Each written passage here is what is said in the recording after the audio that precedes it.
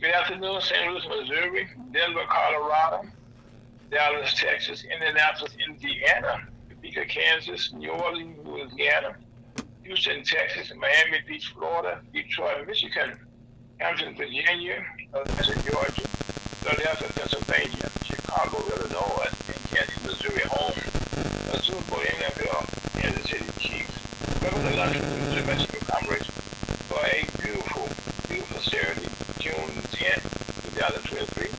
My name is Al, the host and creator along with Elder Alan Lyles. How you doing, Red? How you doing there, Red? Okay, well, I thought we launched that quick there. Okay, okay. And then how's the family doing? Fine. That's good. Thank you moving around there. Okay, that's okay. But Scott, how you doing, sir? I am more blessed. I'm too blessed to be distressed. See, you got to change it around over there. Okay, but that's a good thing, though. You're blessed. I am blessed. Blessed. I am blessed. You betcha.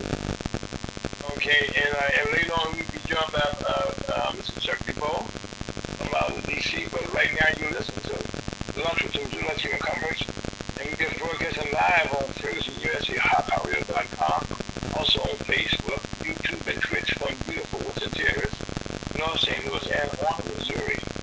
And we're so happy to have you along with us for the next 2 hours. We got some interesting news for you. And right now we're going to start off with prayer. As we always do, you got to have prayer in your life to make things go right. Am I right, Real? Amen. What you got for us, sir? Let's bow our heads. Heavenly Father, we thank you for waking us up this morning for the day we have never seen before and keeping us in our right mind and out of harm's way.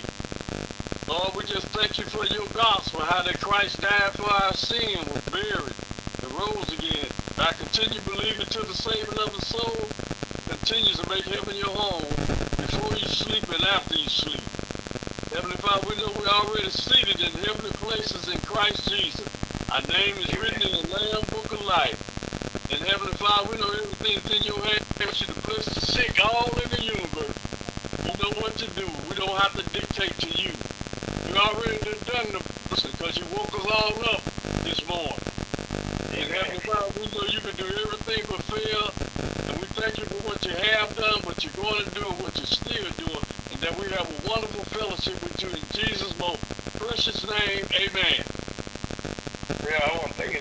That's a beautiful prayer because right now, God's up blessings down, and as the Bible tells you, what you ask, if you don't get it, you don't ask. You got to pray to get it. Amen. So yes, sir. So what else do you have for this here? Talk about the Christian walk, but I'm coming out of Peter with it. I'm coming from a different form, but the same benefits. Okay. Now, people know how. This is why the gospel is so important. Remember when Christ died on the cross, and they pierced him in the side, and out came water and blood? Well, people don't know that water and blood is still out here today, working. Whoa, okay. It's working today because Jesus Christ is invisible to us. But he is visible to us too. He's a spirit. And he also, that blood and water is the life of the body because of what his word said. This is the confirmation from his word that the blood is said, without the shedding of blood, there's no remission of sin. So it's the blood that makes an atonement for the soul. That blood that came out inside, is when the Holy Spirit preached the gospel, he takes it all over the universe and convicts spirits to be saved before it's ever too late with that blood and that water, that new birth. Okay. And so I'm starting off this 4th chapter of Peter. It said, Okay, which one? 1 Peter, the 4th chapter says this: For as much then as Christ has suffered for us in the flesh, arm yourself likewise with the same mind. For he that has suffered in the flesh has ceased from sin. That's what we're supposed to do as being believers in Christ, is be ceased from sin, like walking by faith and not by sight, preaching the gospel everywhere and anytime when we can, so that souls can get saved before it's ever too late. That he no longer should live the rest of his time in the flesh to the lust of men, but to the will of God. See, we work for God, but I'm just making down singer. I'm working for God. I can talk for me. Okay, you in 1 Peter, what chapter you said? The 4th chapter. What verse? Verse 2. Okay. I got you. All right, I'm going to verse 3. It says, for the time past of our life may suffice us to have wrought the will of the Gentiles, when we walk in lasciviousness, lust, excesses of wine, revelry, banquet, and abominable idolatry. God forbid us to do that. He forbid us to do these things. After you took on Christ as your personal Savior, you're supposed to be walking in the newness of life, walking by faith and not by sight. Not being wicked, but being spiritual. Helping the people, loving them, showing. Keeping them out of harm's way by telling them the right thing, telling the truth. Yes, The sir. truth makes you free. How many times we heard that before in our lives growing up? A lot. And number 4 said, wherein they think it strange that you run not with them to the same essence of wrath, speaking evil of you. That's what they do. Anytime a Christian do something out of place, I thought he was I knew he wasn't no child of God. I knew he was wicked just like we are. Well, I'm going to tell you something about a Christian and a sinner. Ain't no difference in them, but both of them sin. Okay. Ain't no difference in them, but both what they have to do is believe the gospel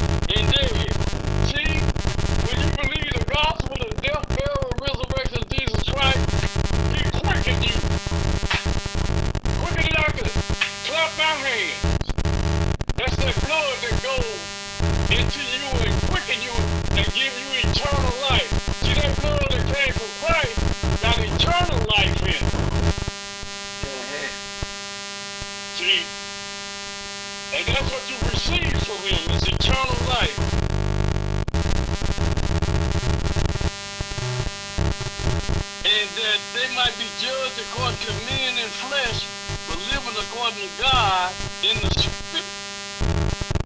But the end of all things is at hand. Be ye therefore sober and watch unto prayer. So he telling you what to do. Watch and pray. That's what he told us to do. Be looking out for him. Watch and pray and continue to carry on the gospel so souls can get saved before it's ever too late. And above all things, have fervent charity. Talking about love among yourselves. For charity should cover the multitudes of sin. That's what was on Calvary's cross. That was love that was on that cross. Yes, sir. That was love. Yeah, Rev, right now, we're in a time now where we need love more so than ever before. Amen. And above all things, have fervent charity among yourselves, for charity should cover the multitudes of sin. Use hospitality one to another without grudging. In other words, what we need to do is show love one more to each other. No matter how, if the person don't show love to you, you still show it to them. Because eventually love will win. And that's why Jesus came into the world. For that purpose. As every man had received a gift, even so minister the same one to another as good stewards of the manifold grace of God. If any man speak, let him speak as the oracles of God. If any man minister, let him do as the ability which God gives, that God in all things may be glorified through Jesus Christ, to whom be praise and dominion forever and ever. Amen. It's all about Jesus. Well, Rev, I think that's one of the things nowadays that, I can't say it's gotten lost, okay? It's been removed, okay, from our lives, in all kind of ways. You know what I'm saying?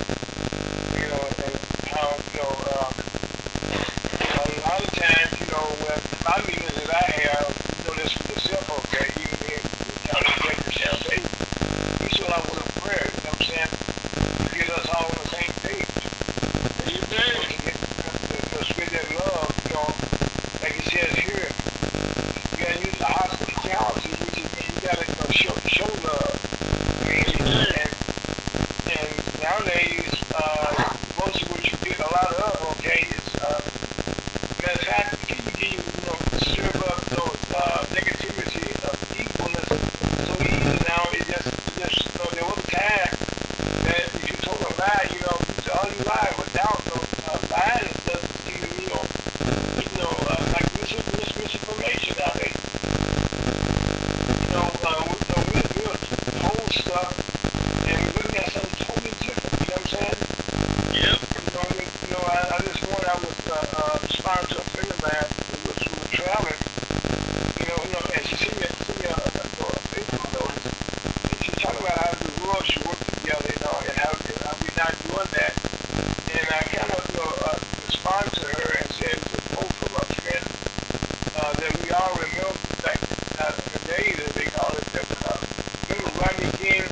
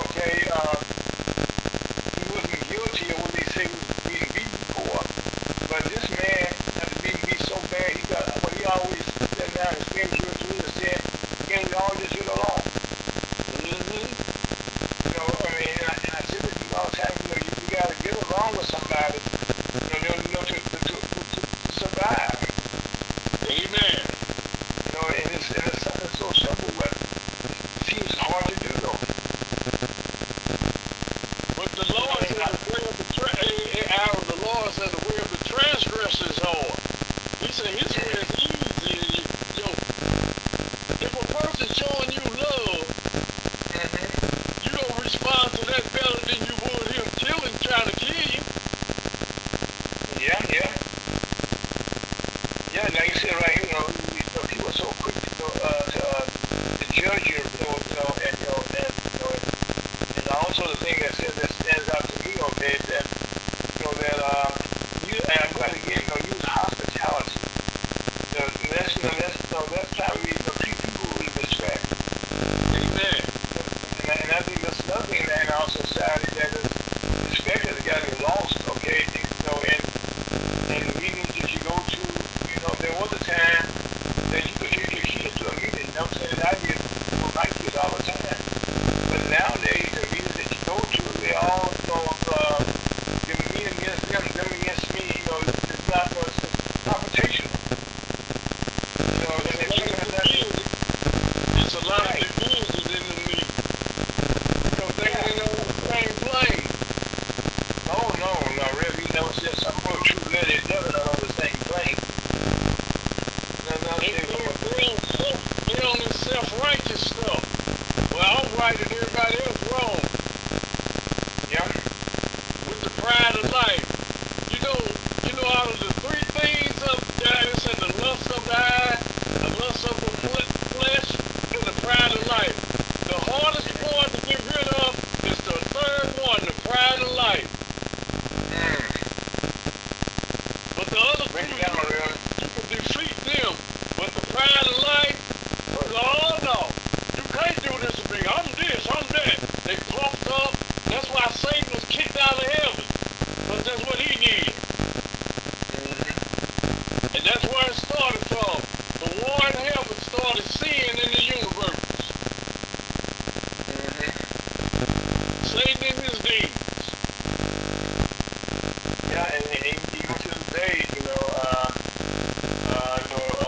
like say he's always looking for a way, a place, somebody to utilize, to bring the vision, and I do right now, we're around not just our country, but around the world, and I read my Bible like you do in the Old Testament sometimes, or even New Testament, like you read about the stories, okay, that went on back then, like it's happening right now. Amen. So like right now, one of the things they don't show, these fires that we have right now, okay, in our country right here in St. Louis. The fires coming not here in St. Louis, I'm sure it's a depression, but from Canada, as the wind blows, the smoke is coming down. Amen. And we can't do nothing to stop it. No, they do nothing about it. I mean, we just that's why the people need to be born again, get in Christ, and Christ protects us from that type of stuff that comes around. Because everywhere his people is holy ground. So sin can't come there. That's what happened in Egypt. When they left Egypt, and when they left Egypt, and they was outside of Egypt, the children of Israel, with the blood mark on those lintel, on the top, the bottom, and the side, on those three, the sign of the cross. So the death angel, when he saw that anyone that's in the house that had the blood on the lintel, the firstborn would die, and that was in Egypt. But in Israel, and at Goshen, nobody firstborn died because they had the blood on the altar, and Jesus was protecting them. Yeah, well, I know right now, even as we have this conversation, the gospel, as we teach it, is more so needed, but our church attendance and stuff right now continue to go down, okay? That's not the way it's supposed to be. Okay. But hey, Aaron, that's why God told us to go in the world and preach the gospel to every creature. He that hears, believe, and baptized is saved. And he was talking about he that hears, believing, and baptized, it was talking about believing by the Holy Spirit convicting you. You believe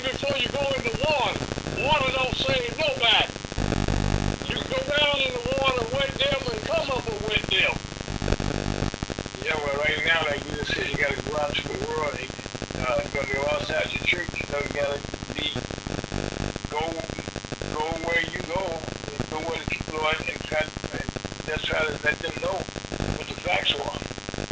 Amen. We're running loud. We're gonna stop right on the word facts. Okay, that's a big word that the Bible stands on, and we stand on. But listen to Ferguson USA, HotTowerRadio.com on a beautiful Saturday afternoon.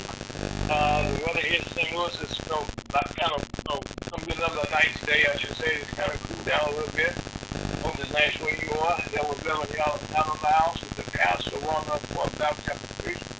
Located at 55 West Central Avenue. Forget me well. That's in North St. Louis. That's 61200. That's the pastor. We just heard is Allen Miles. The pastor one up for South chapter 3. Located in North St. Louis. And 55 It's about, in the one up our neighborhood. I will say, Rev, the neighborhood is kind of stabilized a little bit compared to most of the city. So you can see Rev every Sunday at the Walnut Park South chapter 3, 55. So that they will thank you so much for Walnut today. And for that message about for today, of the Alabama. I don't know, take it out of here.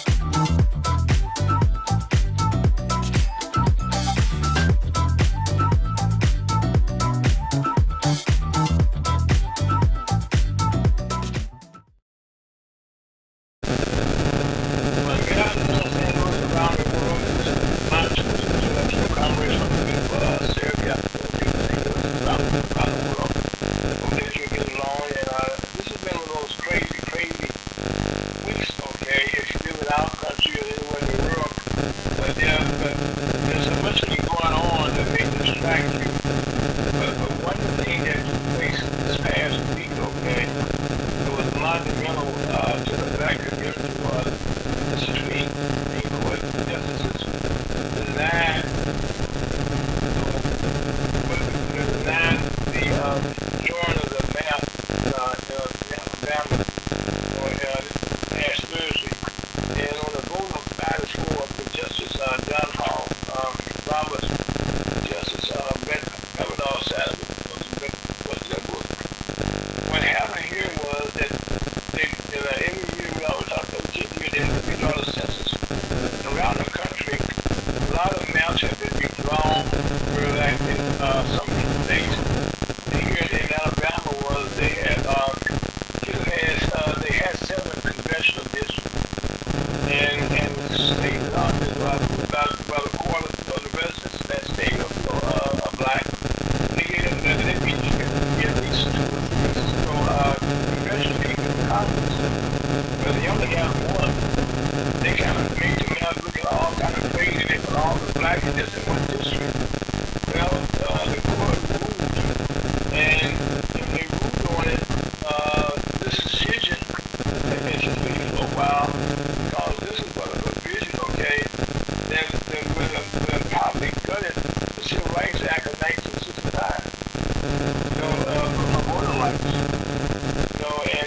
And doing that, the court decided to go a different route, okay, which is kind of not go against what she had said had been done back in the days gone by. And this ideology has started with back in 2013 when the civil rights, voting rights, black civil rights were just kind of being wiped out. I mean, things were changing, and seeing that the Supreme Court was just going about, taking us backwards where the blacks go. And so in this one piece of the left, because this was these maps, which means every person has one vote. They should have their vote should count. And so now we drawing these maps are different. The Republican Party in most of these states have kind of gerrymandered, they call it, all that stuff, crazy maps, have crazy lines, how they have the blacks on one part. Well, in Alabama, the Supreme Court said, we're going to stop that. We're going to be honest with these people here and give them two congressional seats in their district. Now, that's a great change, okay, in a district where you got all those people, all black people, all those in Alabama. You got them, and they only got one representative, bunch of blacks. And so now what this means is that in Georgia, in Alabama, I should say, next year they got to redraw the map, and they're going to have two Congress people come in from Georgia. I won't say Georgia, okay, but Alabama. And when this happens now, the same thing has taken place when drawing the maps in the state of Louisiana. So that means that Louisiana also has to redraw its maps. And you say, what sense of this make? Well, right now, up in Washington, D.C., congressional Democrats and Republicans, are down to like a 4 or 5 seat majority, depending on whether you were there. Well, this is going to give the Democrats additional seats in Congress.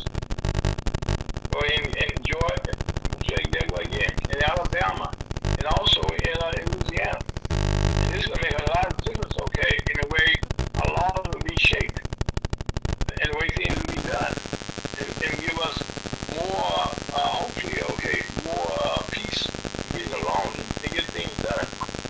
Because prior to this, the ideology for blacks and our rights was just being taken away from us bit by bit, bit by bit, bit by bit.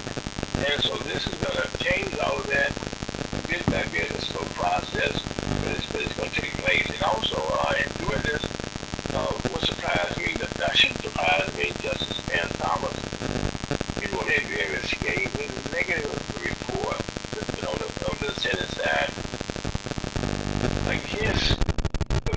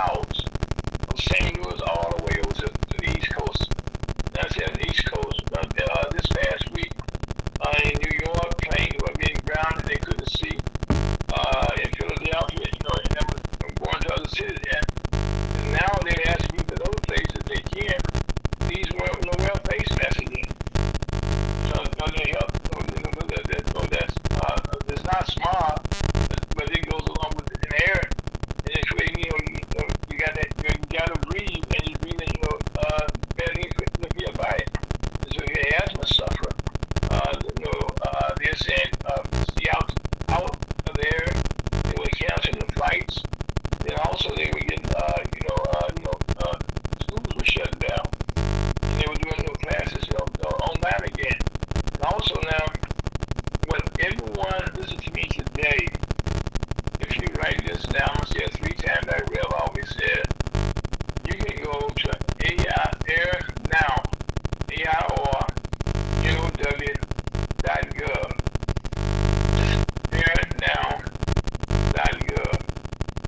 AirNow.gov. If you go there, you can download a small reader onto your telephone, onto your computer. It will give you a monitor information about the air conditioning where you live at. And this is something that's free to you. And where you are right now, one of our areas is very important. That's how we breathe. Another thing that's been taking place here that that's not being talked about.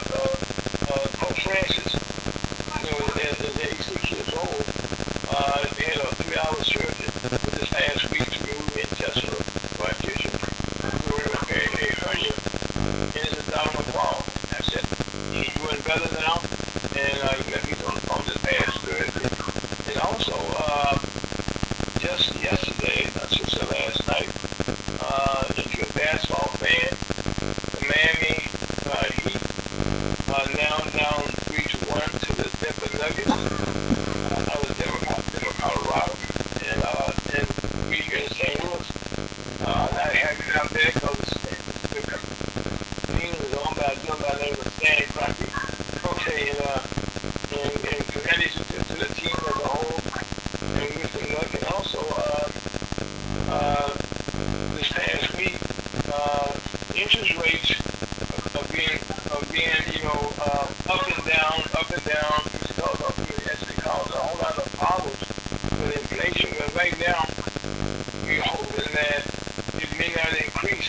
Next week we may have a meeting. Right now, Jerome Powell has one group that wants to raise interest rates, one group that's wanted to stay still. And so now we learn that some still new language here that we don't always hear about now. There's a thing called a skip, and then there's a thing called a pause. But right now, if you pause the rate, into a skip, you pause like it did, that the Fed won't necessarily raise its benchmark again for a while. And it's skipping time, they probably will not do so right now. So that means it's short this interest rate right now may not increase next week when it announce it in May. And this will affect homeowners, has been affecting homeowners of foreclosure. We started this in your business, my wife's business. They have had over 23,000 foreclosures in the month of May by itself. That's a whole lot of foreclosure.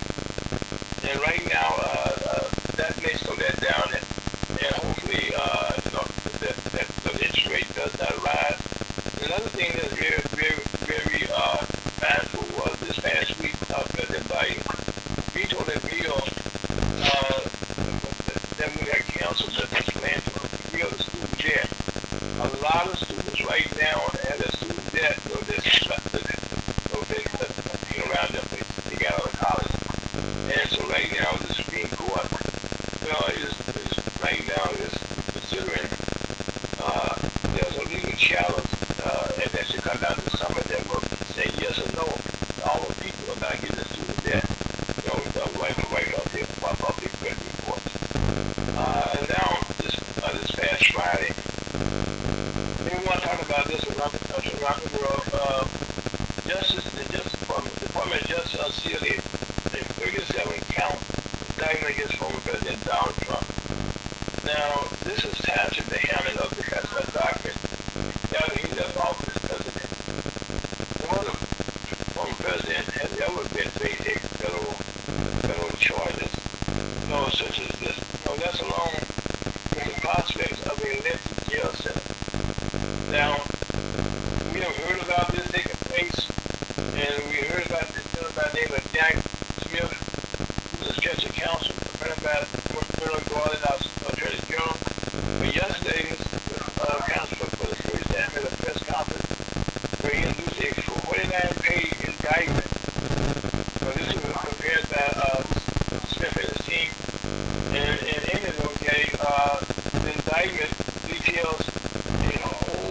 lot of stuff that you would not believe. About these documents, they've been moving around the country, and you look at the pictures and stuff that they have in this indictment. That's we got them. We got pictures, documents in bathrooms. They got them all over the place. And it's just unbelievable sight to see this. And documents that's been laid around. And these are top secret documents. You recall a couple months ago, there was a guy that's in the service, a man, and he released some documents online, and they came out and arrested him. The men handcuffed right away, and laid him out. He's in prison now, and he had just faced 2 documents. Now you compare what we see in here, I didn't listen to this stuff, and you know what you're going to see, but to see boxes and boxes and boxes. Now Scott, you've been real, okay, he's in the service here, and these boxes that we're looking at now affect all the service people around the world, where they are. So what are your thoughts about this, Real? Well, if it applies, it should apply to everybody, like our president and all the other folks that have had boxes and boxes of stuff. Okay, well, Scott, I agree with you 1,000%. But to this point, as you see, documents, but there's been a protracted fight for over a year where the National Archives and return those to us. No big deal. But the former president has been fighting and fighting and fighting. And also along with this taking place, he has an aide, Mr. Walter Nata, who's also been indicted along with the president as his co-conspirator. And why? The thing that gives me Scott, if I ask for my documents back, okay, why couldn't you just return them to me? Why is he trying to hold on to them? Why did the vice president take documents on his own? Well, Sandy, we found out about it, okay, he returned them right away. He said, hey, they went out and said, here, I found some over here. And they got them right away. Did they really? We'll find out when truth all comes out.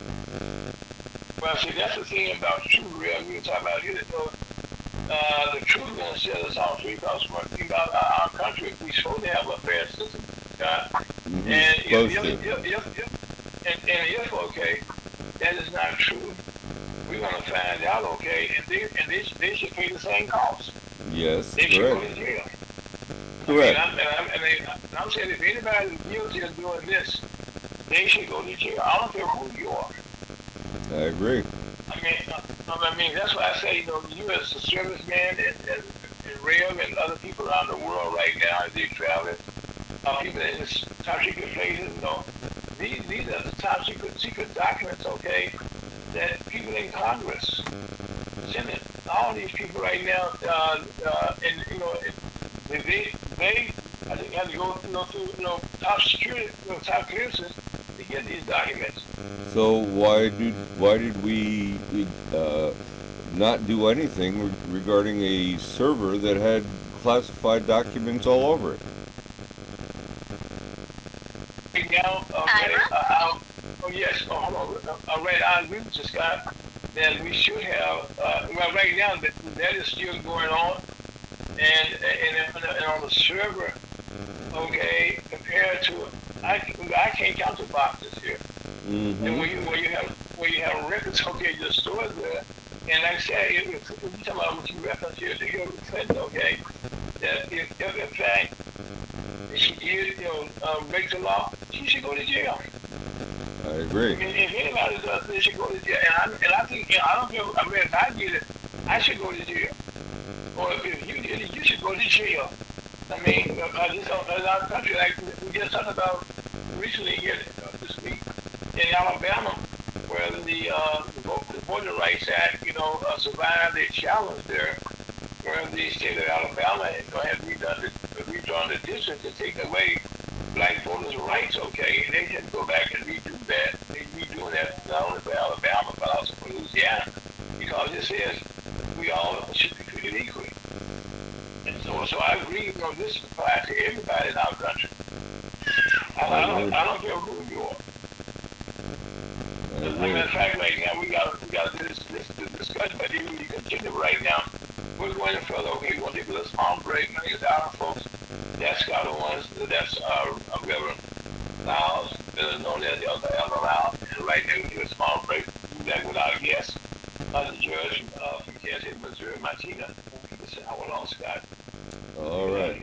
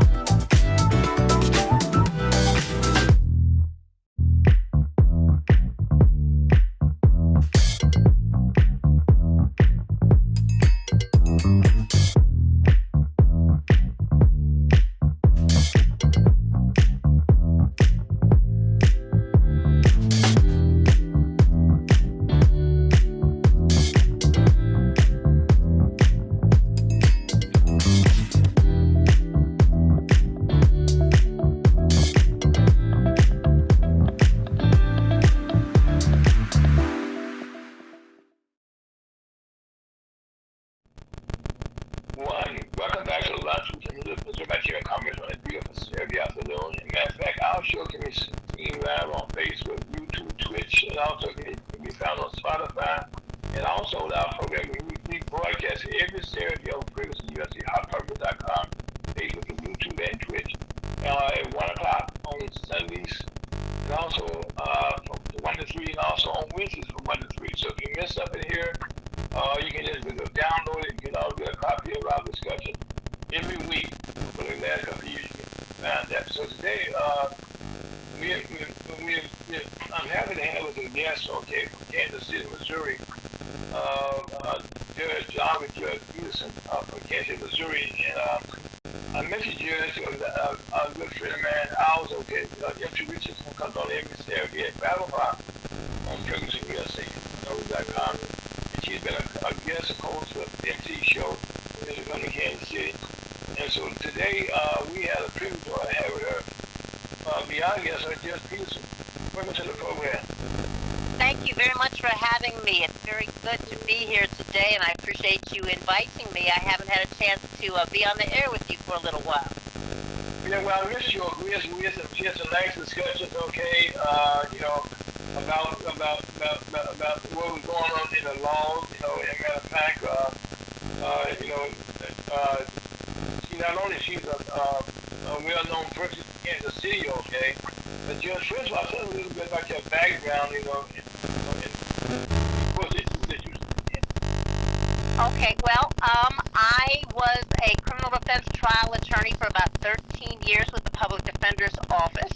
When I first came out of law school, I was a family court commissioner, or a family court judge, basically, for about 9 years after that.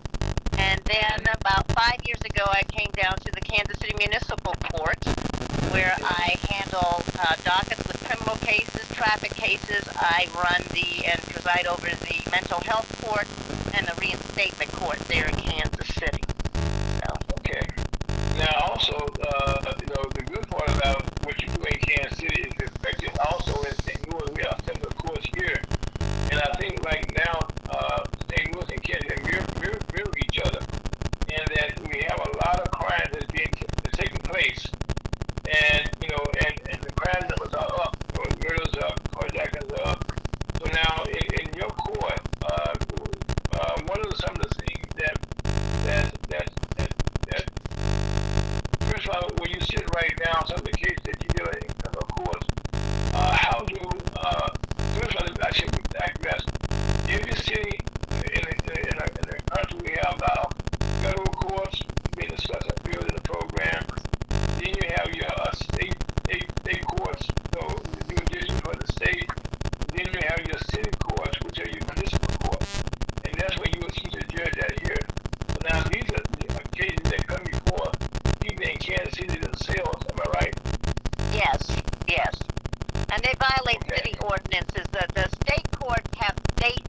laws or statutes passed by the Missouri legislature.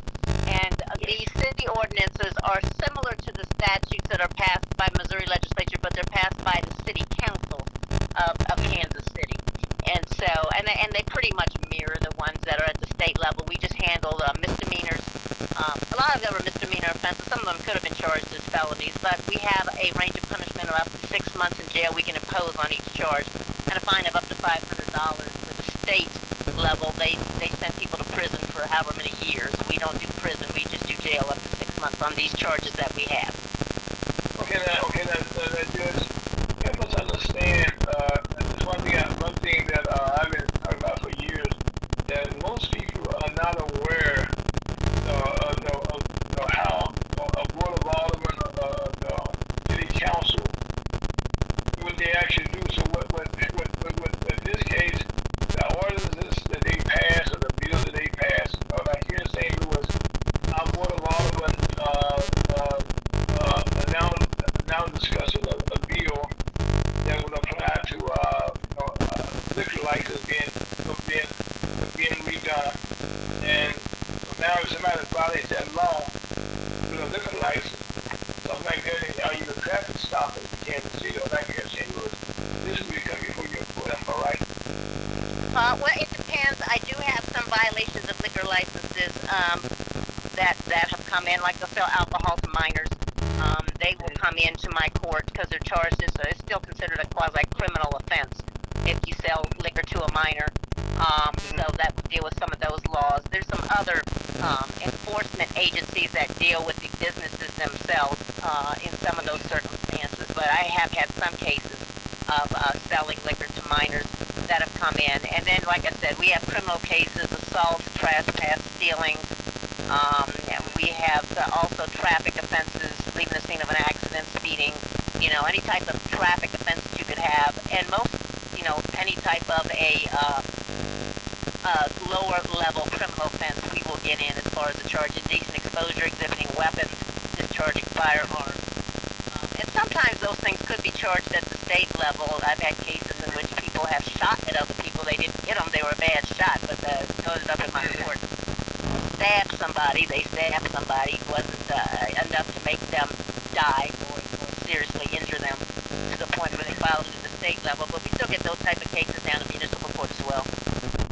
See, that's the thing, okay, that I know here, in our community, people don't understand the difference. So now, in your court, when you mentioned some of the cases, what you have served in, the ones on mental health, and that's a case, that's an item there that we have discussed many times, and they come down to touching guns, okay, like gun cases, and that's a shooting in Kansas City. Most recently, there was one there, but the young man knocked on the door, and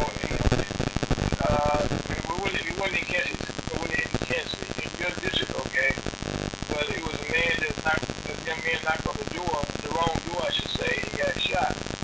Now, how, those are cases that come to your court, am I right? No, that came to the state court. They charged him with a felony of assault because he shot that child and he almost died. So that actually went to the state court in Clay County, which is right next to Jackson County where I am. Okay, now, so right now, how do people,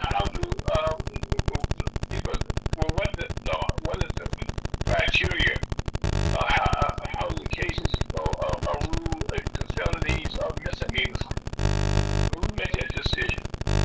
A lot of times what they'll do is the police department will look at a case, look at the seriousness of the offense, look at the background or history of the individual. If you have an assault and it's not as significant as, serious physical harm or somebody ending up in the hospital, sometimes they'll try to figure out whether or not they should file it at the state level or they should file it at the city level. Sometimes they'll send it to the state level and the state prosecutor will look at it and go, I don't think I'm going to file it here, and then it comes down to us and we file it. So it kind of depends on if somebody doesn't have a bad history, even though they have a charge that could be filed at the state level, they may go ahead and charge it at the city level for an assault or a stealing If they have a significant history, they might charge it at the state level. They might not. I've had people down here that have 30, 40 charges they've had in the system, and they get another stealing charge, and they send it to us. So it kind of depends on the circumstances, but the state prosecutor can file those charges if they choose to on some of them that are referred to them. If they don't, sometimes the victim is not as cooperative or maybe has a bad record, and they may send that down to us and not want to try and pursue prison time or think that they can make that case, and they may send it down to us to try and address it. So right now, I know a lot of things that I know I read about here, and also on the case also. Some of them have a lot of on their records, okay? They've been put on parole before. And how does that work out? What is the determinant factor who goes on parole? Well, parole is something that happens at the state level. Somebody on parole has been released from prison and is serving out the rest of their prison sentence out in the community. If they violate their parole, they go back to prison. We do have people in our courtroom that are on parole, but they're not on parole for charges that we have. We don't do parole. That's strictly state, and after you come out of the prison. We do probation, and I do have a gentleman now in my mental health court that is on parole from a state charge. He is also in my mental health court, and I have a city case with him. And then he also is in one of the specialty courts at the state level for some new charges. So you can have somebody under several different jurisdictions for different offenses, and we just try to coordinate with the other specialty courts so we're not overwhelming them. But we try and address what treatment issues they have so they can be stable in the community. Because eventually everybody's going to end up, unless you kill somebody, you're going to end up back in the community eventually. And we want people in the community that are stable and capable of functioning. So we have a number of specialty courts to try and address that. I run a mental health court. We work closely with the mental health treatment providers and drug treatment facilities to get them stable. We have a drug court. We have a truancy court. We have domestic violence docket. We have a compliance docket for domestic violence offenders. And then we have, and a reinstatement court that we also have. So we have several specialty courts. We have a veterans court too. So we have several specialty courts to try and focus on keeping people in the community instead of locking them away and having them come back out with the same problem. Okay. When you want to kind of improve their, make them become better citizens, like you said earlier on. So now, okay, so somebody's laying in your court, what actually being that court? Well, being in the mental health court, you have to have an offense that is serious enough to be in there. Traffic offenses, we don't normally take people on traffic offenses, but like trespassing, assault, stealing, exhibiting discharge of a weapon, some type of a serious offense that they're looking at possible jail time. We have them hooked into community resources, whether it's University Health or Tri-City or Tri-County or somebody, to provide mental health services and treatment. They have to have a diagnosis. They have to have a mental health diagnosis. And then they have to be participating in services through that mental health provider. And then we address what issues we need to. If they have substance abuse issues, we have to do substance abuse treatment. If they just need to be back on their medication, we work with them on that. If they're homeless, we try to put them in a shelter and then get them into a transitional living program so they have some stability so they can work on these issues. We try to get them into community resources to help them find jobs that they're capable of handling. And so it's kind of a overall approach to just get somebody stable and have them in the community. My program is normally a 6-month program. If you do well in 6 months, don't pick up new charges, don't use illegal substances, come to court and do your treatment, then I dismiss their cases in 6 months. If they don't, sometimes they take a little longer because, they test positive and they don't get credit for some time, or, they have some issues and get into treatment. But usually if they're going to participate in the program, they do, and we graduate them. If not, they can choose to transfer out of the program and just go on a regular docket.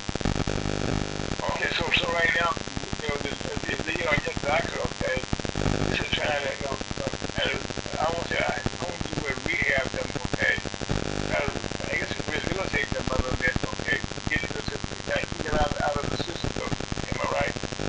Yes, the whole plan is to get them stable so they have a place to live, they have a means to eat and support themselves, they're not on drugs, and they're not victimizing anybody in the community anymore. So, because a lot of people them on the medication to get them stable. They don't like to go out and commit crimes. They're just doing that sometimes to survive. You know, they're trespassing. They got 14 trespass cases, but they got nowhere to stay because they're cold at night. Or they need some place to stay to get out of the heat or the cold. Or they're stealing something to eat. Sometimes they're stealing alcohol because they got a substance abuse problem. So, you know, we try and address the problem so that they stop committing crimes and they aren't stuck in jail or prison for the rest of their life. Because sometimes it's just a revolving door. You do 6 months, you let them out, they commit another crime, you put them back in. And at some point in time, people want to be able to straighten their life out. Those who want to, we will help support. And I just one of the things that goes back a couple of years here in St. Louis, just here in St. Louis County, the late Michael Brown, when he was during the time that he was in the prison system, they found that a lot of people in the different cities were putting people back to the system because they wasn't paying their fine, so put them in jail. So how that was can't be a fine, but this put it in one of your courts. Well, what we do, first of all, there's certain offenses. When that came out, the Supreme Court looked very hard at the circumstances and created the Commission on Racial and Ethnic Fairness, which I happen to be a member of that committee. I run the Municipal Court Justice Committee, or the Municipal Justice Subcommittee for the Commission on Racial and Ethnic Fairness. Now, what they looked at is that there's certain offenses. That's exactly okay. What are the cases, okay, that actually that you handle that just activated and was different than before?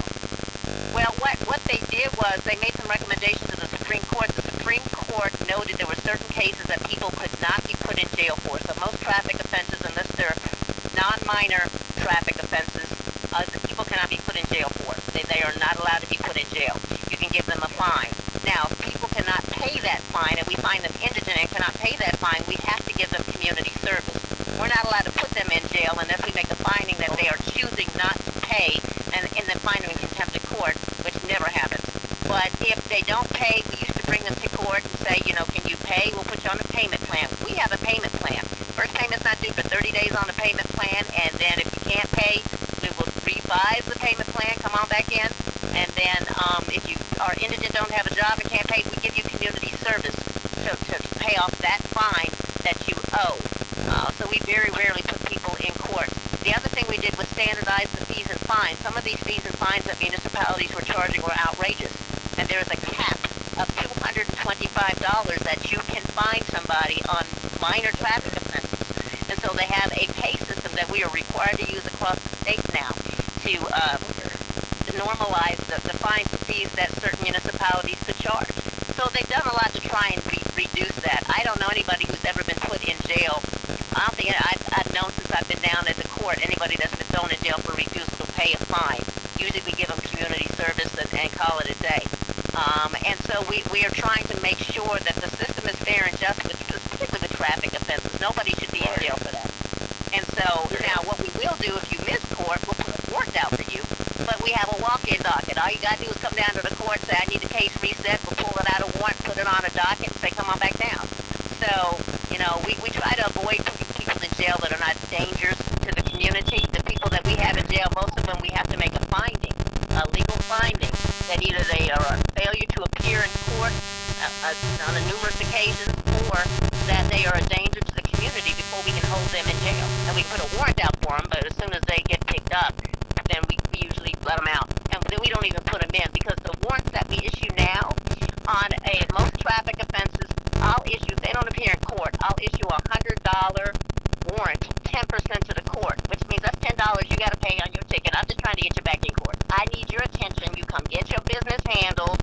I'm going to give you a bond of $10 to the court on this ticket, and if you got 4 of them, that's $40. Pay that and come back to court, or come to the walk-in docket. I will set your warrants aside. I'll give you a new court date, but you need to come handle your business. Okay, man. Okay, the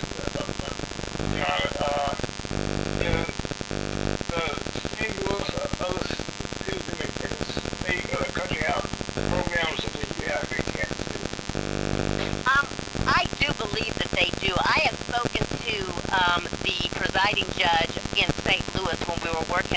I was working on and still working on a project on driving while suspended or revoked cases to make recommendations to lower the impact of those on people and maybe not have suspensions of licenses as much. So we're still working on that issue. And I had talked to him. When we got our statistics together and saw the number of people that we had licenses suspended for certain things, missing court, he got a committee together to try and increase the number of people to come to court. We're looking at changing the notices that we send to people to come to court. We're doing virtual dockets to allow them to appear virtually in court. I am going to be starting an evening court in the next few months. We're going to pilot that and see how that works in Kansas City to avoid people having to take off work and lose their jobs. So I think St. Louis is also trying to do some of these things. I'm assuming that every court is required to have an ability for people to do community service in lieu of fines if they can't pay them. So that's not just Kansas City. That was required by the Supreme Court in Senate Bill 5 when they passed that, turned into Rule 37. When they require that. Okay, you said Supreme Court, okay. Talking about the Missouri State Supreme Court, am I right? Yeah, the Missouri Supreme Court, yes. Okay. Looked at and issued rules and regulations that we have to follow in these particular areas. So it's not like we have an option. All the municipalities have to offer community service in lieu of fines if people cannot pay. We have to hold a hearing, make sure that they can pay. If they can't, we have to order that they do community service in lieu of fines. So that's every court. And I think most courts have walk-in docs. I'm not sure if every court does. I know Kansas City does. I'm assuming St. Louis does too. But they're working on fines. Yes. Let me digress a little bit, okay? Why don't you kind of explain to us, okay? How does how does a person become a judge? Let me go back to, okay, you mentioned the state Supreme Court. Tell us about how the state Supreme Court is proposed, how they get elected to the court, how they calculate, how a person become a justice. Okay. In most cases, it's a similar circumstance or situation in most judges. It's just a different group that does it. In the state courts, when you're dealing with a regular circuit court judge, an associate circuit court judge, an appellate court judge, or a Supreme Court judge, they have to interview with what's called a judicial commission. That's 5 people that are put together on a panel. Usually they're appointed, 2 are appointed, or one's appointed by the governor, and that's a community person. The appellate judge for the state court is on there as the presiding person over it. And in the state court, you got 2 lawyers, a Republican and a Democratic lawyer that is selected by the lawyers to put on the judicial commission. And then I think that, like I said, there's one appointee by the governor, and that's a community person. I think just one, might be 2. But there's 2 community people on there, 2 lawyers, and then the appellate judge that selects. It's on the commission for the state court judges. They select a panel of 3. They send them to the governor, and then the governor picks one of the 3 to put on the state court. They do that similar to the appellate court. They do the same thing, but it's a different commission of 5. Okay, a different group for appellate judicial commission in the state. And then the Supreme Court, there is a judicial commission that they interview the people interested in Supreme Court positions. Then they recommend 3 to the governor, and they pick one of the 3. Now, when you get to the municipal level, it's a little different. At the municipal court, I had to interview with the city council, and the city council, well, what happened? Well, there's a judicial commission for the municipal court as well, and they pick 3. So, and then of the 3, then the city council selects the one that they want in as the judge. So that's the process I had to go to at municipal court. So it's kind of similar to everybody in that there's usually a panel that picks out of everybody that applies 3 candidates, and they are sent on to whoever to make the selection for that position. So most of the time it's the governor. Sometimes in the cities, for municipal courts, it'll be city council. Okay, now in the case, okay, I know in Missouri, in fact, the system that you just described has been used around the country, okay? It's been a good system, okay, for the judges, am I right? Well, there's other areas that don't do it like that. This is Kansas City, St. Louis, and the bigger municipalities. In the state of Missouri, at the circuit court level, which is state court, they sometimes have elections. So in some of the smaller areas, like I think Columbia, maybe Jefferson City, or whatever other counties, the judges have to run, and they are selected. So we're called a partisan plan, a partisan court plan here in Kansas City and St. Louis and the bigger municipalities. Maybe Springfield, I think, is part of it.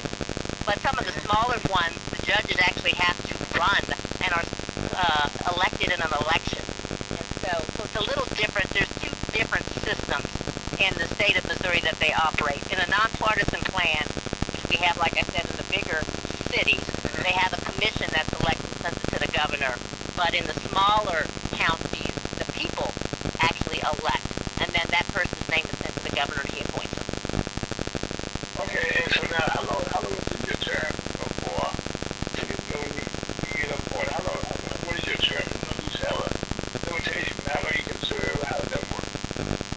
In Kansas City, for the city municipality, I serve 4 years. I put on a ballot and I have to be retained. So I've been selected until the people decide to vote me out or I quit, one of the two. And the same thing at the state level. You have to be in the nonpartisan plan. They have to have an opportunity to vote on you every 4 years. So in St. Louis and Kansas City, we're on the ballot for people to vote on us to see if they want to retain us in office. And then, like I said, the other places they run elections. So the people pick them there. I know from working in elections, on both sides,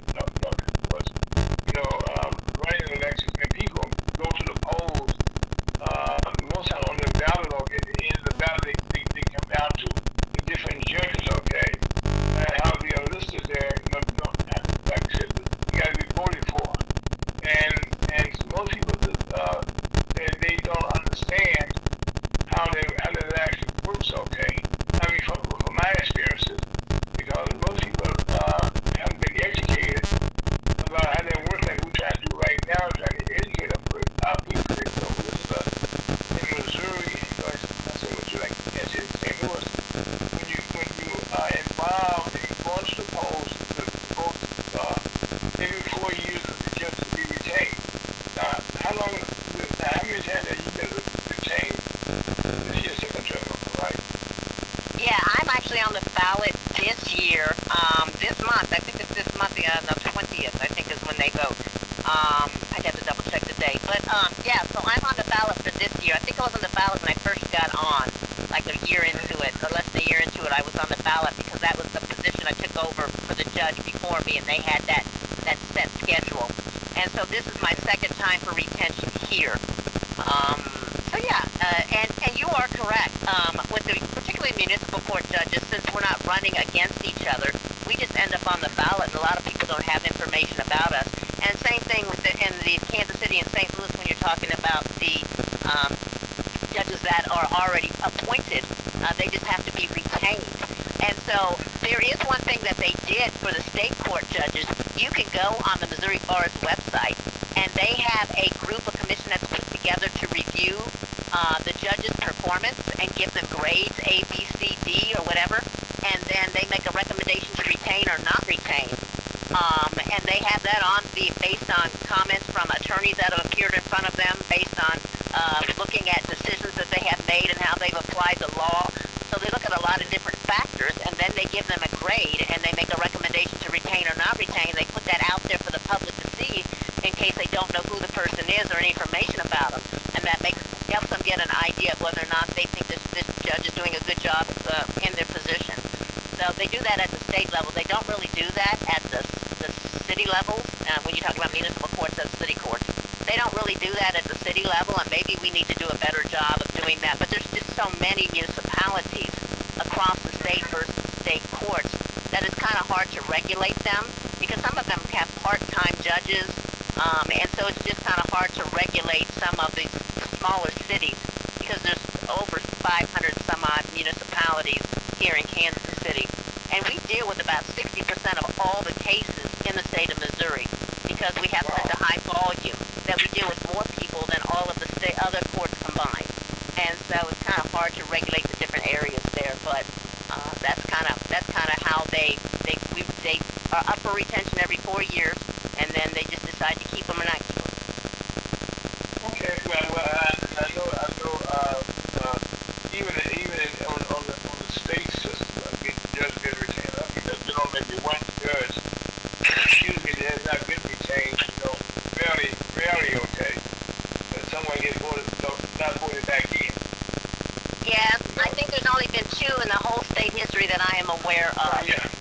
And one of them, I do know the one who did not get retained, she was in St. Louis.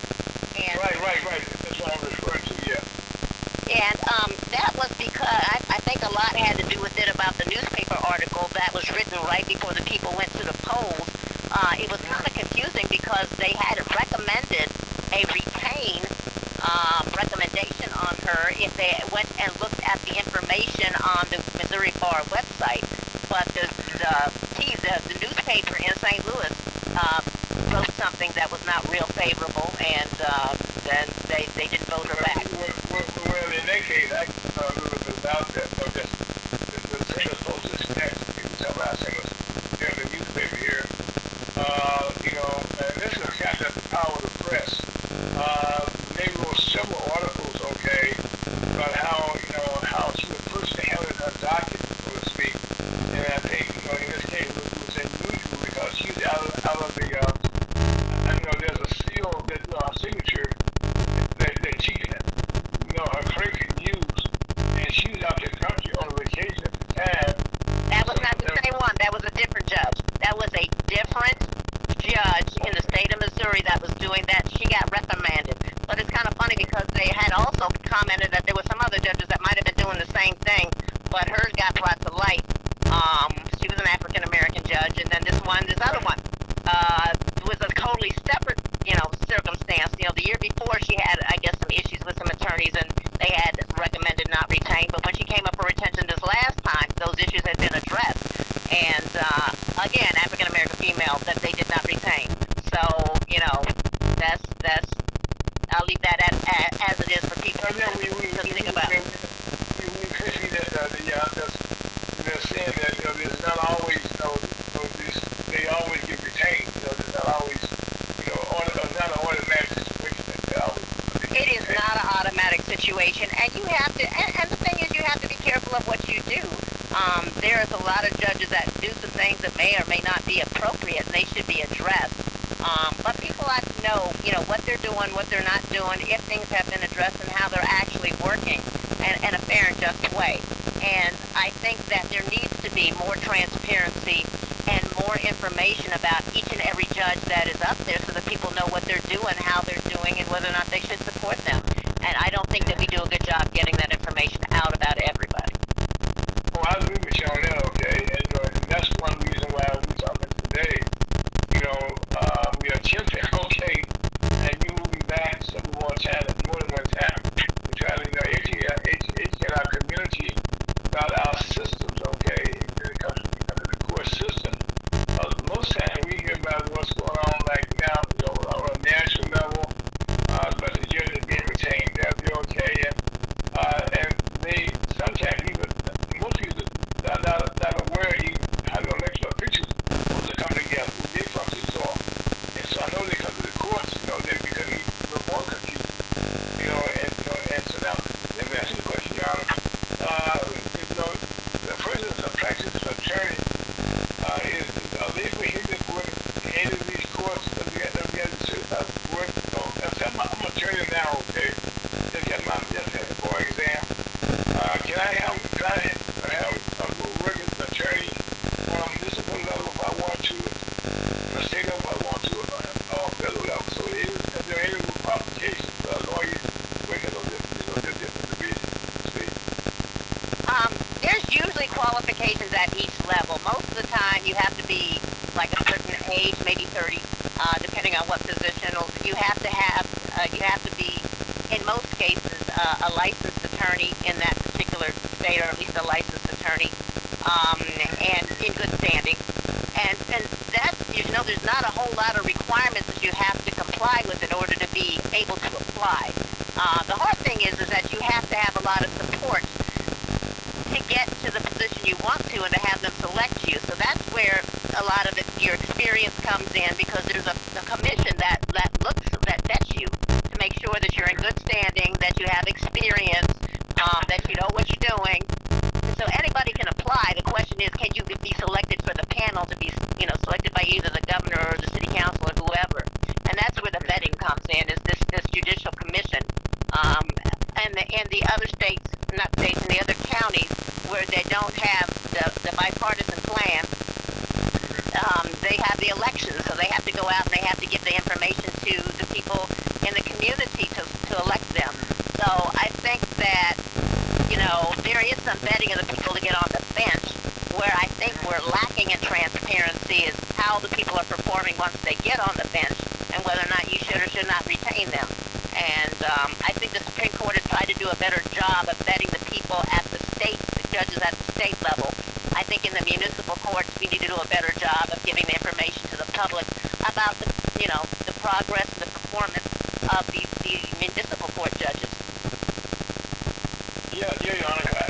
I know one of the things that you mentioned in your documents that you have, okay, I mean, my God, okay, you have quite a few, even on your middle, the cases that you are handling. So what is your normal caseload that you have to deal with?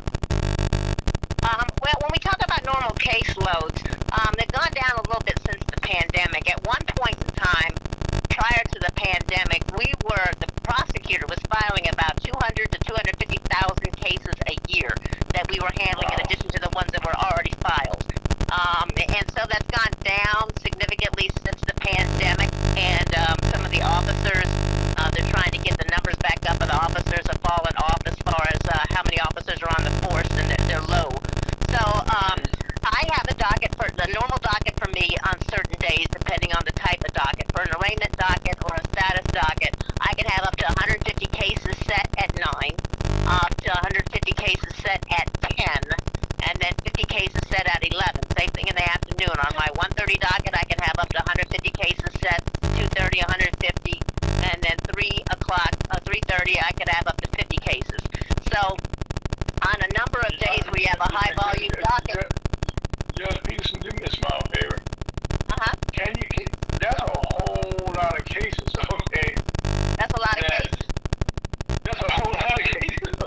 That is. Now, our dockets aren't always completely full, and not everybody comes to court, so we issue warrants on people. About 20% of the people appear in court on the very first arraignment. So there's a lot of people who don't appear in court that go on warrant status, have to get their warrant set aside.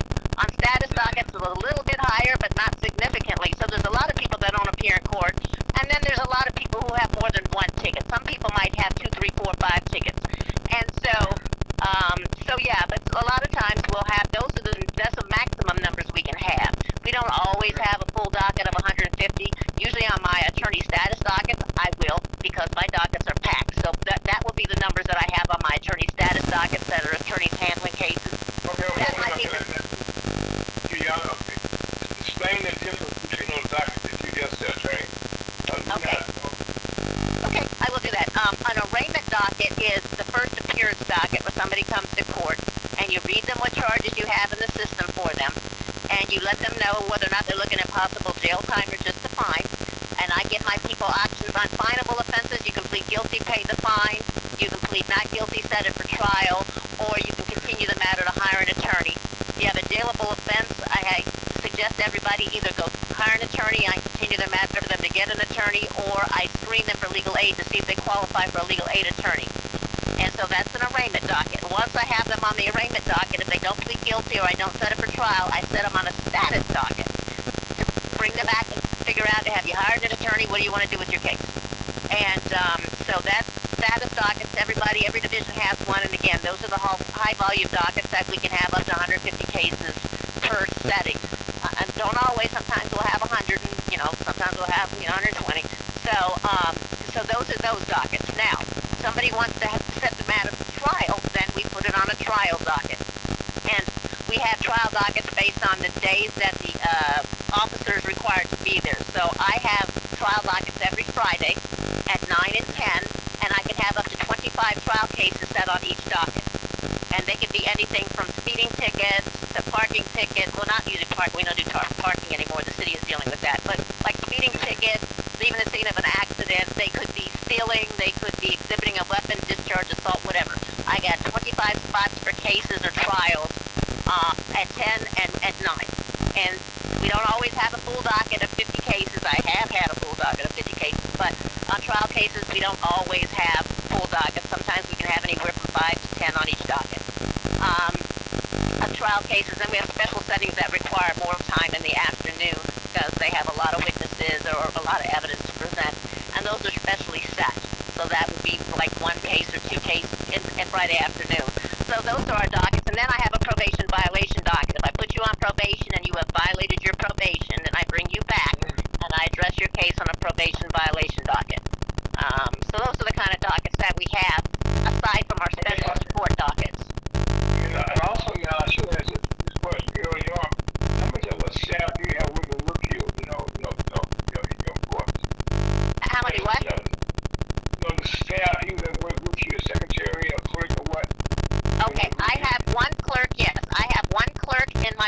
firm that works with me, and I have a bailiff that works with me. So if somebody, she's the one that keeps peace and the calm in the courtroom. People start to get, a little out of place. She puts them out, or she calms them down. She makes them sit down, stand up, take your hat off, get off the phone, and then answers questions if they're in the wrong place, because people always wondering and confused where they're supposed to be. My clerk helps me with my cases. She inputs some information, but I input most of my information as far as, whether they're going to plead guilty or not guilty, and then whether or not it's going to be set on another case. We're paperless, so I just input it while they're up there and make any notes. There's also a prosecutor on most dockets, except for probation violation dockets. There's a prosecutor in there in case somebody wants to plead guilty, or I ask them to look at some paperwork, because sometimes if you bring in paperwork like you got your license or you got insurance or what have you, I'll dismiss some of those cases, and they'll look at it and tell me that whatever their license is now valid if it's just a driving without a license, and we'll dismiss that. So I have a prosecutor, and that's the staff that I got. Can I just, one of the things that happens a lot in the black community, you mentioned earlier on, about people that who get violations, that require them maybe losing their driver's license. Can you talk about a little bit how that works? Yes, there are different ways for you to lose your driver's license. One of them is to have a bunch of points, and people don't understand this. Sometimes if you get a ticket for driving without insurance, you get 2 of those or 3 of those, you're going to have enough points to lose your license, and your license will be suspended. Or if how many points do you need to lose your license? It depends, and sometimes it's 8 points and you lose it for a certain period of time. Sometimes if you get to 12 points, you lose it for a little bit longer. Here's a statute out there. If you Google, driver's license suspensions or points, there's a little list that they have there. But it doesn't take a lot to get your license suspended. And if you're driving while your license is suspended, that's a jailable offense. And then if you get charged with that and plead guilty and just pay a fine because people want to get it over with, then that automatically suspends your license longer. And people don't understand that. So you can get your license suspended by points, but you can also get your license suspended for failing to appear in court on certain offenses. If you don't come to court on driving without an insurance charge, or driving while suspended charge, or leaving the scene of an accident charge, the court will send in a request to have your license suspended. It's required by statute. And then people get their licenses suspended for missing court, don't realize that the next thing you know, they get another charge of driving while suspended. And then, if they don't get an attorney to address it, then they're looking at either possible jail time or more points on their license to keep it suspended. So that's another way to get your license suspended, is by missing court on non-minor moving violations. Another way to get your license suspended is by failure to pay child support. Child support enforcement has the ability to suspend licenses if they don't pay their child support. And that's what my reinstatement court tries to address. Okay, now, y'all know, most of these cases about driving a driver's license, a lot of people suggest they get a lawyer, to represent you. One advantage and disadvantage is that a person will get a lawyer to represent you. The advantage that you can get when you get an attorney is to avoid points being assessed against your license, and also avoid jail time. We very rarely put people in jail for traffic offenses, but if you keep getting traffic offenses and points and driving while your license is suspended because you keep pleading guilty to cases, then you have a higher likelihood of going to jail. But if you get a lawyer, sometimes they can get tickets amended down to like defective equipment where it's a non-point moving violation, or they can get you on a probation, suspended imposition of sentence probation that would allow you to continue to drive, not have points assessed against your license if you successfully complete that probation. So having an attorney assist you is always better than just trying to handle it yourself, because you're going to have a better outcome. But sometimes people don't have money to pay an attorney, and legal aid only handles jailable offenses. So it is unfortunate, but that's kind of the circumstance that people are in at municipal court, level. Well, I know here, I kind of follow the state. A lot of people, a lot of people have that problem, losing their job because sometimes they don't understand the system, how it works. Exactly. And I think there needs to be more education out there for people to understand how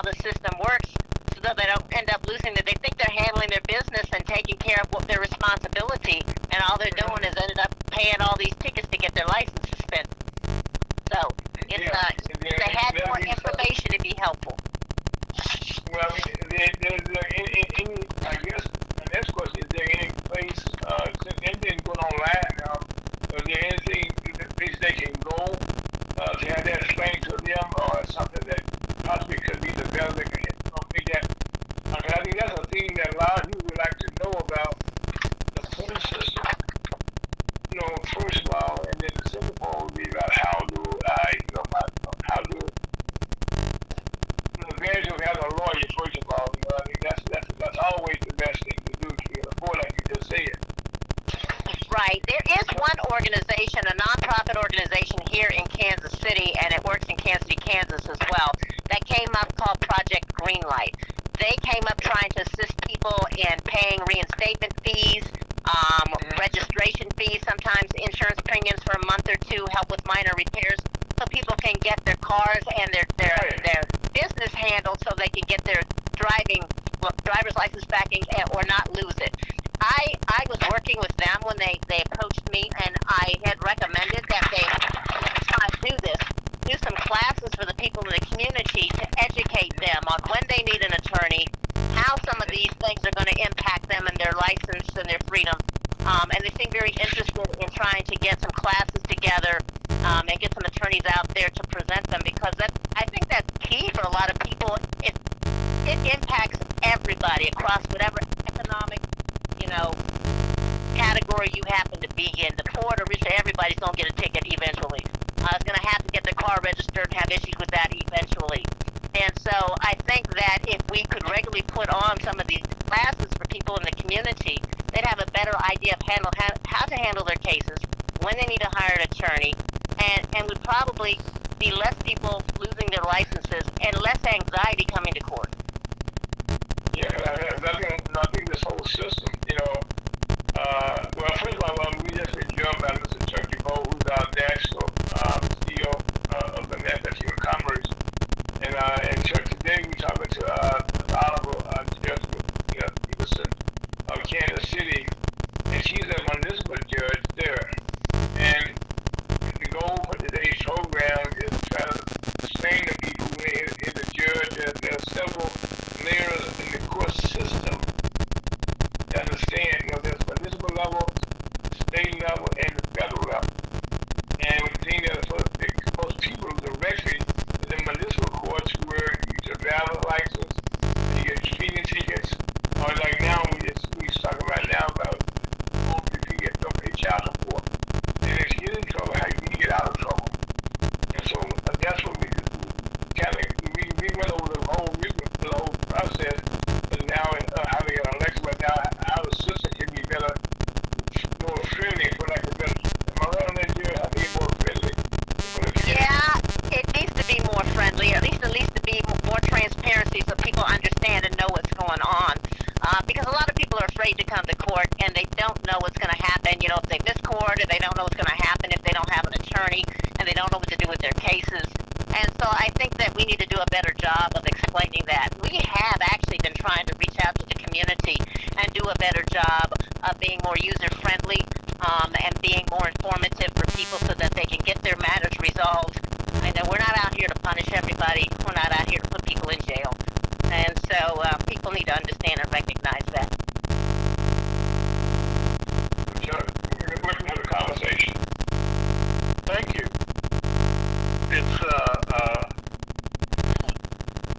It's a real issue, and I can understand it. We have approached it from the commercial drivers aspect, and when you have a problem with your license, you can't work. And so it's a real issue, and anything we can do to help be supportive certainly are welcome, and we're willing to do what we can to help the matter.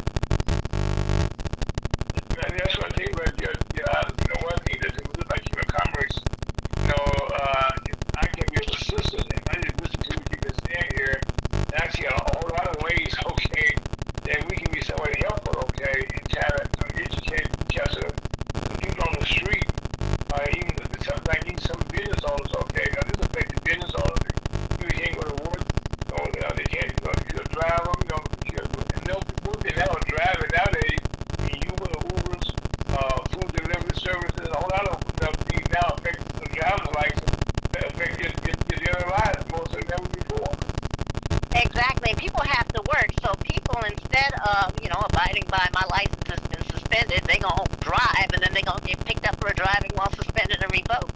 And eventually their license is going to get revoked, and it's going to cost a whole lot of money to get their license reinstated, which is money they don't have because they can't get to work. Most of the jobs, 90% of all jobs, are not on the bus line. And so, people got to work. Can't necessarily find a job real easy on the bus line that's going to fit with trying to, support yourself. So it's a frustrating circle that people get caught up in. I'm going to say this, okay, and don't laugh when I say it, okay? Okay. I remember when I first met you, we were doing a 5 o'clock show with MT Richards, okay? You came on, and I was saying, I said, my God, she talks faster than I do, okay? And just a few minutes ago, when you explained to me, also I should say, your different dockets, okay?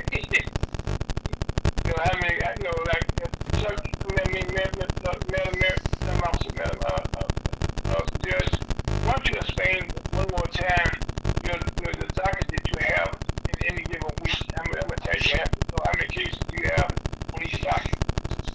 Okay, I will slow down. I do speak fast. I think that's a habit of being a defense attorney, trying to get everything in the amount of time I have to in cases. But I do have a number of dockets. We have 5 or 6 different dockets that we handle at the municipal level, because we have traffic cases and we have criminal cases. Most of the cases are handled this way in all of the systems, whether it's the state system or whether it's a federal system. Everybody usually has some type of first arraignment or initial arraignment where people are read their charges so they know what they're charged with. And then most of the time we give them an opportunity to plead guilty. If it's a fine, they can pay a fine. Or if they decide that if it's a bailable offense, I don't necessarily let them plead guilty unless, they can if they want to, but I suggest they get an attorney first or pre-screen them for legal aid so that they can have somebody represent them and don't end up in jail. So they can plead guilty at an arraignment docket, not guilty, or continue the matter.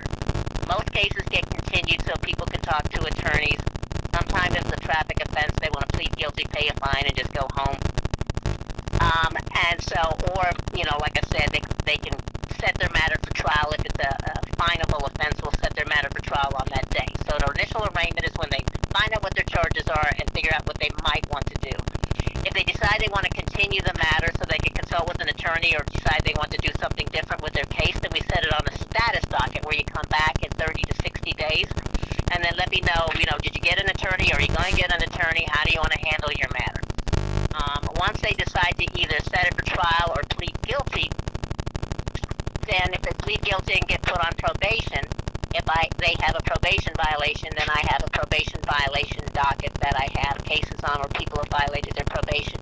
Either they haven't done a class they were ordered to do, or they had contact with somebody they weren't supposed to, or they picked up a new charge for the same thing. And that's a probation violation docket. We also have attorney status dockets where attorneys will put their cases on to either send them for trial or to plead them out.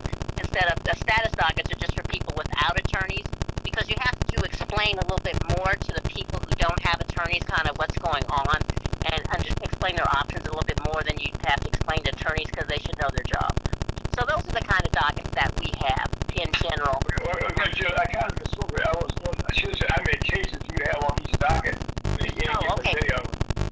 Okay, well, if I have like an arraignment docket or a status docket or an attorney status docket, those dockets will have up to 150 cases per docket. So I have a 9 o'clock docket with up to 150 cases on it. I have a 10 o'clock docket with up to 150 cases on it.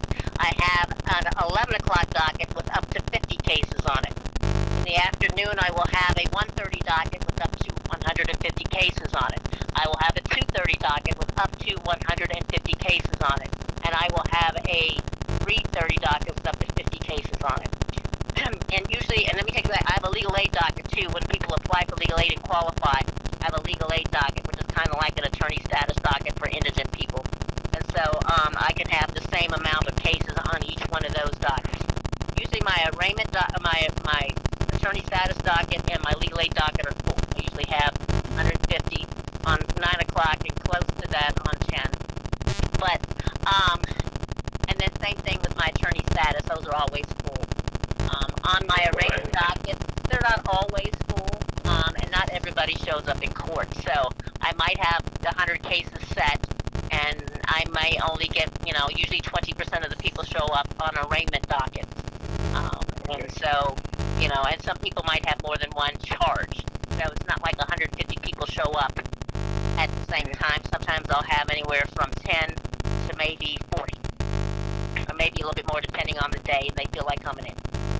So. Well, so that's my point. You're talking fast, okay? You do all those dockets, okay? I'm moving my dockets. I'm moving that docket, though. Yeah. Well, I think it was, I'm sorry, but right now, okay, we got to move on here, okay? I want to thank you for your time. It's okay. So you've been very, very helpful, okay, to our listeners about the systems, okay, but especially at the municipal level and how the systems work, how they come together, okay. But I know right now, Chuck got a whole lot that we want to talk about, so I want to thank you for joining us today.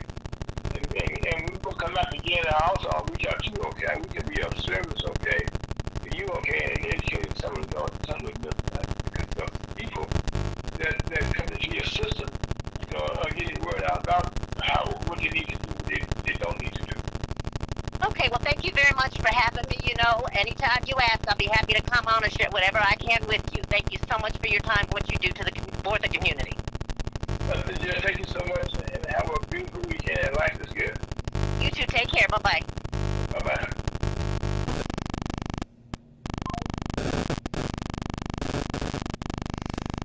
Ladies and gentlemen, looks like we lost Mr. Folks. Please stand by while we get him back on the line.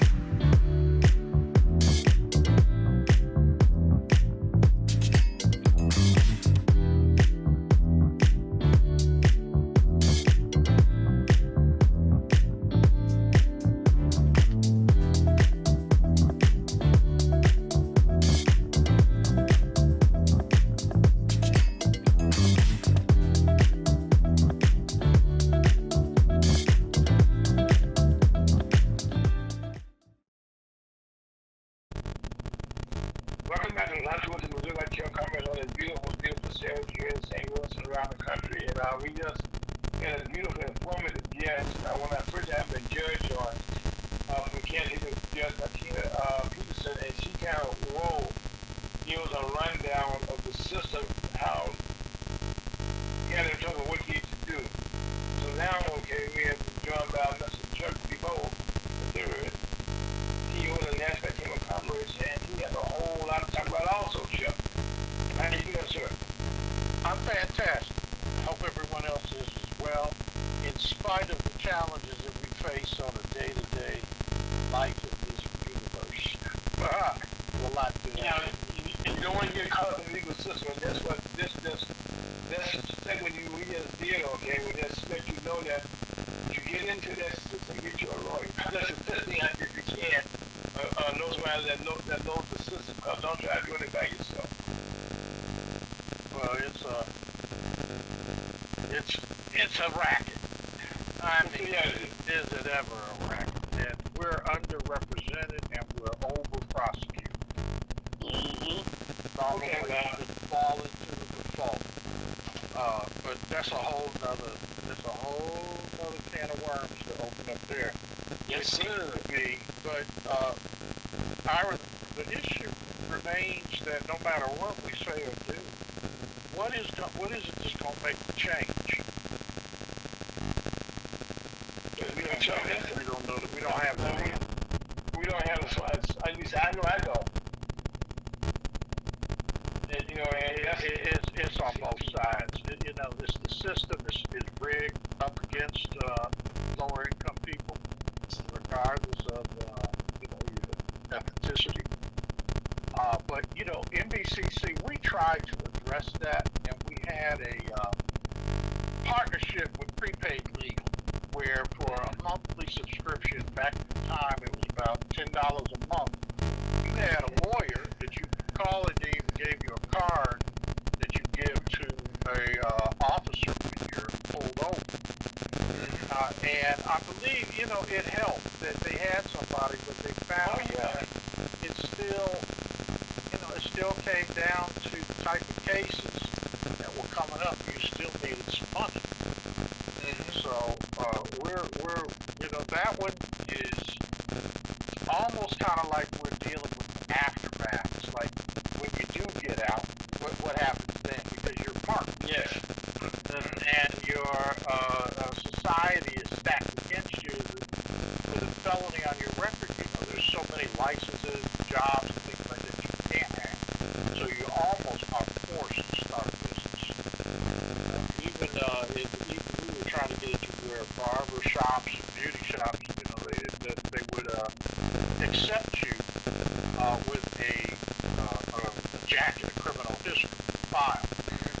And then there's we work closely with Congressman Danny Davis out of Illinois, and there were several others that they were able to restore the right to vote, and that, I think that made a big difference. That those, That's what I want to talk about today, because you know, we just hit it on the head. I just was talking about the program, and this week, okay, the Supreme Court ruled, okay, in favor for the first time in a long time, okay, of that law. Didn't take away from it. You want to talk about that a little bit? which law we're talking about? Okay, this week, okay, the Supreme Court in the case of Alabama, where they had filed a lawsuit because they had gerrymandered to have it only one district for the whole state for black people. Black districts, they were broken in one district.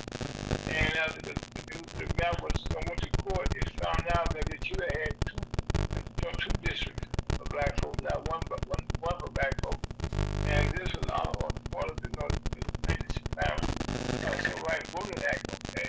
And in the last couple of times, anything came up about this law, that the Supreme Court had ruled against black folks, black better description in 2021 and in 2013. They're trying to exempt the law. And a lot of you thought this was another opportunity again to get the law again.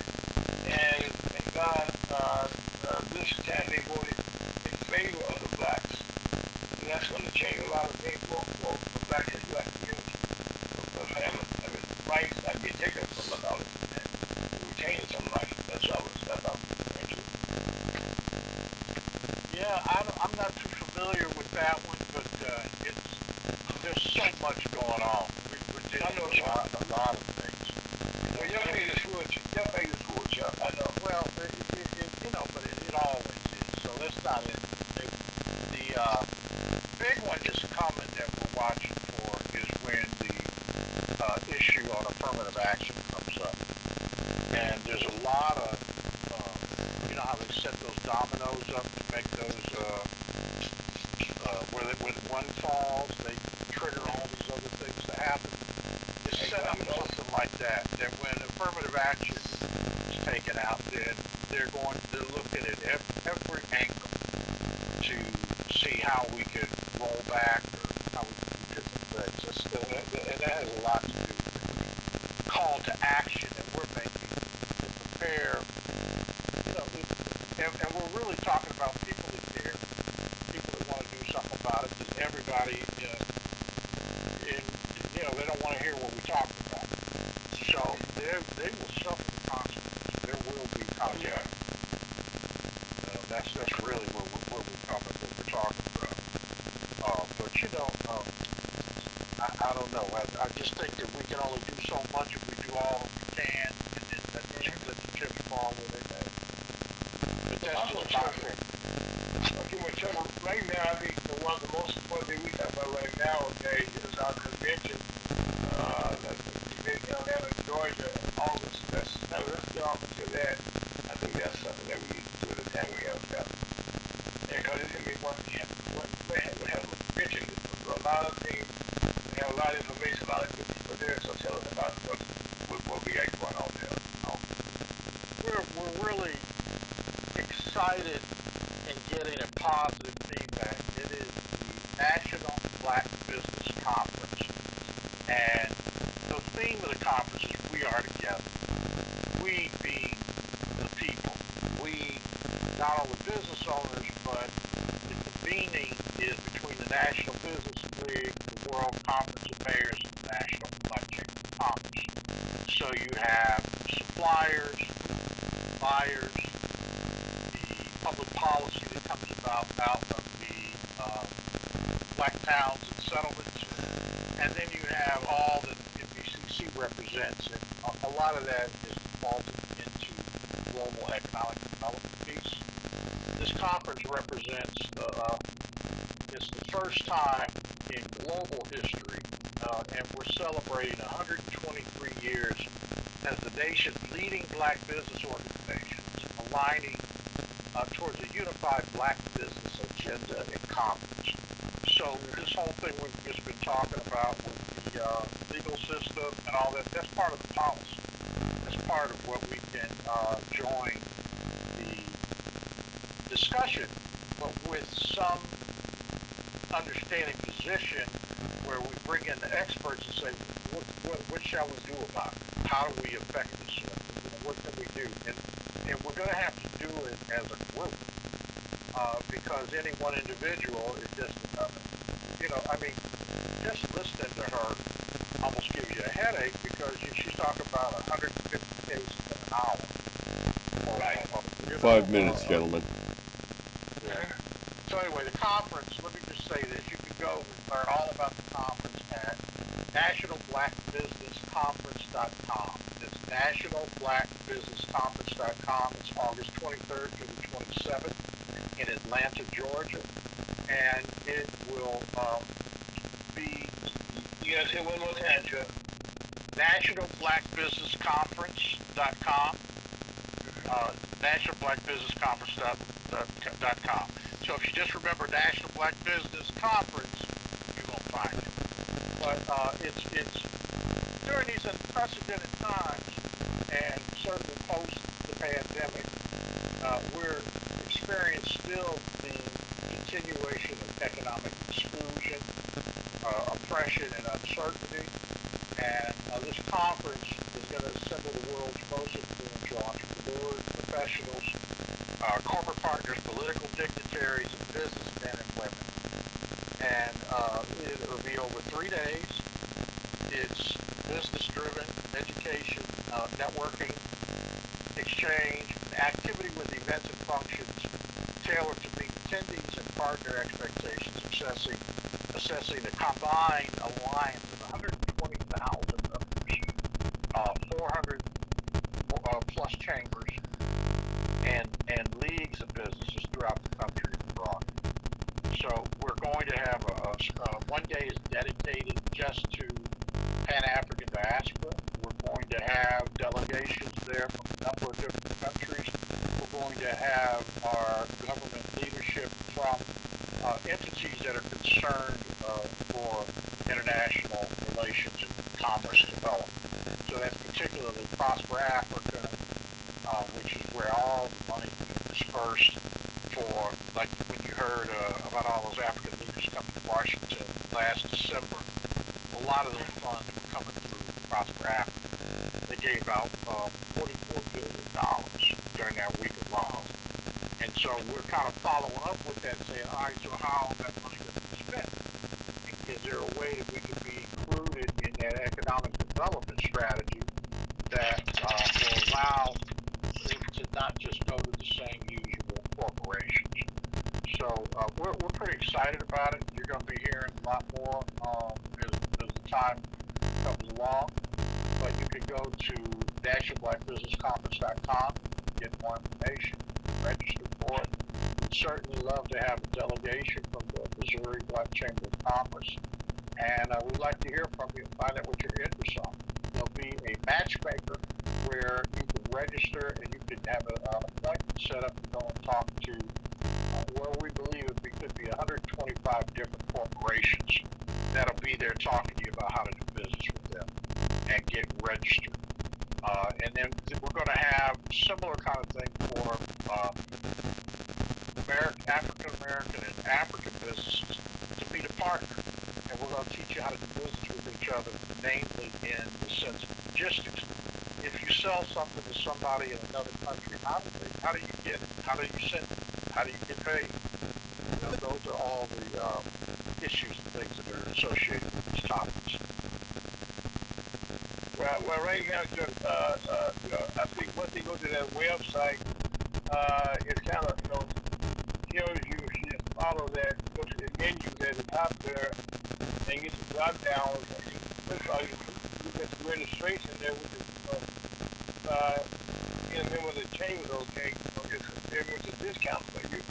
You advantage front, okay, get in contact with your local chamber, especially here in Missouri. We have to do that the best way we can, make sure we get a good delegation coming there, Jeff. Okay? That's a very good point. It's valid. Get with the Missouri Black Chamber of Commerce and let us know your interest, and we're going to do everything we can to get you there, get you very much involved.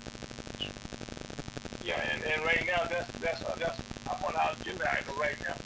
To get that done, and right now the response is getting better every day. They got the agenda out, Chuck, and it's just fascinating with what we got going on. Matter of fact, next week we're gonna do Chuck, if you keep doing the hour, okay, and get so you listen to on your time and kind of fill us in a little bit about some of the comments and stuff. Who's gonna be there, and how what advantage you are that's y'all to the conference. You can understand it in detail, so they won't be confused about what's going on. That's okay with you. Oh, that sounds great. So as you use your the clock doesn't wait for no one. And Chuck, I want to commend you again. Putting together a hell of an opportunity with great people here for us to be out this 123rd come together conference, and it's exactly what it said. I want to thank you for your leadership. I want to thank Reverend Loud, Stephen for his continued spiritual advising, and Scott for keeping us on the air and getting nice questions. My name is Al Post. Okay. My name is Al Post. I hope you create along with the team. Last student have a beautiful safe weekend and be safe. And also wear your face, man, for these clouds are out here, and license be safe. Amen. Amen.